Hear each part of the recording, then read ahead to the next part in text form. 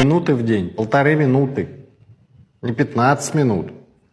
Вот все. Те, кто говорят, времени нет у меня там, вообще отмазки никакой. Если даже вы вообще ничего не делаете, вот то, что я сейчас скажу, вы будете делать 1,5 минуты в день, всего 1,5 минуты,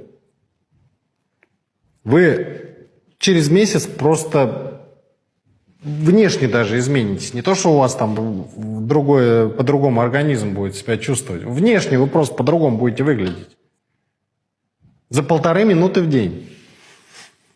Что надо делать? Берете и приседаете. 1,5 минуты с максимальной скоростью. Кажется, да, вот какая-то ерунда. Ну, кто просто не сталкивался с этим, он не понимает.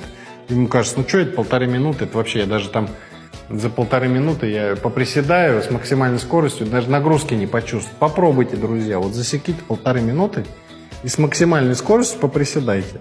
Я посмотрю на вас, что с вами будет через 1,5 минуты. Вот вы сейчас смотрите меня, вы не можете начать никак. Вот всего от вас 1,5 минуты. Просто приседайте как можете с максимальной скоростью. Ровно 1,5 минуты. Все, больше ничего не делать, ничего от вас не требую.